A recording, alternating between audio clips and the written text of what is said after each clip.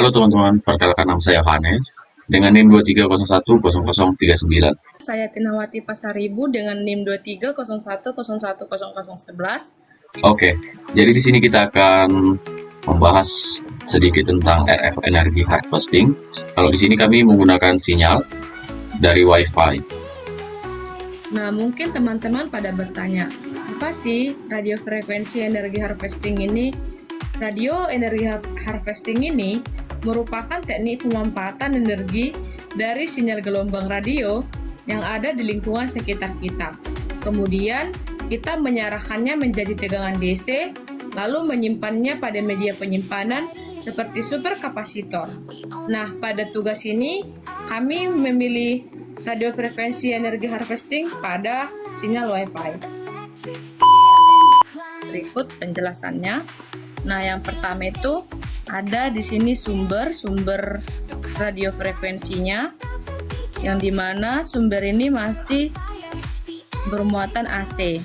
Kemudian ada impedansi, yang dimana impedansi ini 50 ohm.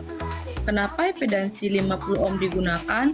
Karena merupakan standar pada sistem radio frekuensi dan juga antena. Berikutnya ada komponen yang disebut induktor L1 yang berfungsi sebagai rangkaian impedansi atau matching agar daya dari sumber radio frekuensi ini masuk ke rangkaian penyarah dengan lebih efisien. Jadi matching ini untuk menahannya lonjakan. Kemudian selanjutnya ada rectifier. Ini merupakan rectifier. Nah, bagian ini merupakan rangkaian rectifier yang terdiri dari dioda Scott BAT54, yang dimana rectifier ini berfungsi untuk mengubah sinyal RF yang mulanya AC menjadi tegangan DC. Kemudian lanjut ke after rectifier atau filter awal.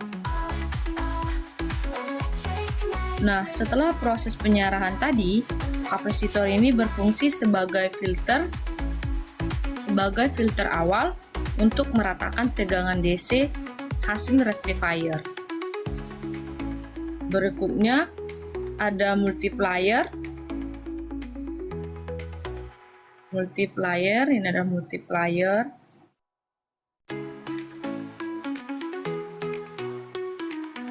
Nah, multiplier ini merupakan rangkaian voltage yang tersusun dari kombinasi dioda dan kapasitor. Nah, fungsinya itu untuk menaikkan tegangan DC secara bertahap karena tegangan hasil rectifier masih kecil.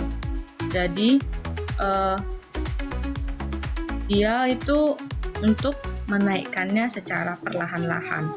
Selanjutnya ada namanya buffer atau filter. Nah, ini merupakan buffer atau filter yang dimana kapasitor ini berfungsi sebagai penstabilan tegangan DC sebelum disimpan. Nah, berikutnya itu penyimpanan energi atau superkapasitor, yang dimana superkapasitor ini yang energi DC yang telah distabilkan kemudian disimpan pada superkapasitor, yang dimana superkapasitor digunakan karena mampu menyimpan energi dari arus kecil dan cocok untuk sistem radio frekuensi energi harvesting. Jadi pengisiannya ini akan berlangsung secara perlahan. Nah, dengan adanya rangkaian ini, energi radio frekuensi dari sinyal yang kecil dapat dikumpulkan, diolah, dan disimpan untuk aplikasi berdaya rendah. Rangkaian ini menunjukkan prinsip dari kerja dasar radio frekuensi energi harvesting. Oke, yang pertama supaya kita paham, yaitu dari gelombang RF atau dari sinyal Wi-Fi radio. Selanjutnya diambil oleh antena, lalu pindahkan ke rectifier, lalu disimpan ke superkapasitor. Selanjutnya bisa disebarkan atau dibagikan ke beban. Jadi saya akan menunjukkan rangkaian kami. Ini adalah bentuk rangkaiannya yang terdiri dari matching. Selanjutnya ada rectifier atau penyeara, baru ada multiplex. Multiplex itu untuk penguat. Selanjutnya ada superkapasitor untuk menyimpan. Jadi untuk setiap komponen yang ada di sini itu ada perhitungannya, nggak asal-asal. Seperti resistor, di sini kami gunakan 50, induktor 8,2 NH, dan dioda ini juga kami gunakan sesuai dengan perhitungan. Oke, bisa kita perhatikan teman-teman. Yang pertama, sumber, yaitu dengan rumus Z antena sama dengan Z rectifier sama dengan 50 ohm. Jadi kenapa 50 ohm? Karena itu standarnya dari antena RF sendiri. Kedua itu ada induktor matching dengan rumus XL sama dengan 2pi F per L.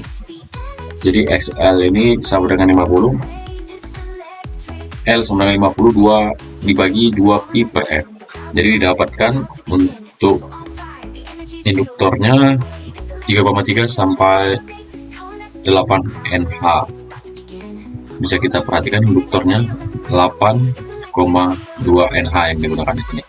Selanjutnya ada dioda bar 54.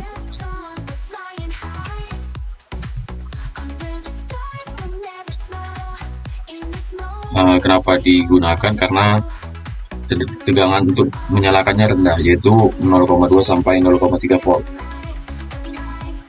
Selanjutnya kapasitor.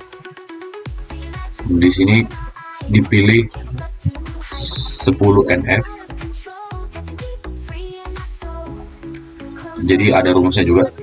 XC sama dengan 1 per 2pi FC. XC sama dengan 1 per 2pi 2 dikali 4 dikali 10,9 dikali 10 NF. Ini kenapa 2,4? Karena 2,4 kali 10,9 karena ini adalah 2,4 giga. Selanjutnya ada tegangan keluaran dengan rumus V out sama dengan N kali P kurang PP. Oke, jadi ini ada superkapasitornya 0,1 farad. Mungkin kita bisa simulasikan secara langsung.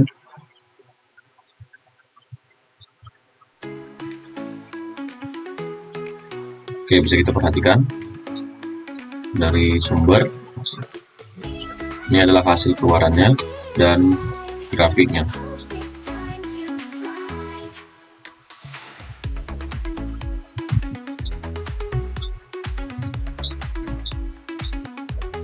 Selanjutnya masuk ke rectifier, didapat V nya sama dengan segini, dan ini gambaran dari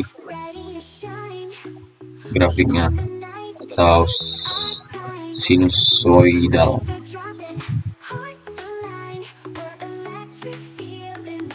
Selanjutnya ditingkatkan dan masuk ke superkapasitor.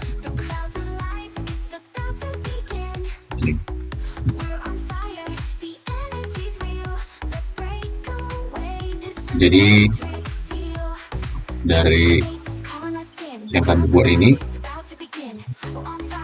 didapat sangat kecil sehingga untuk menghidupkan lampu bisa, tetapi harus menunggu sepersekian menit untuk menghidupkan lampu tersebut. Sekian dari kami, terima kasih.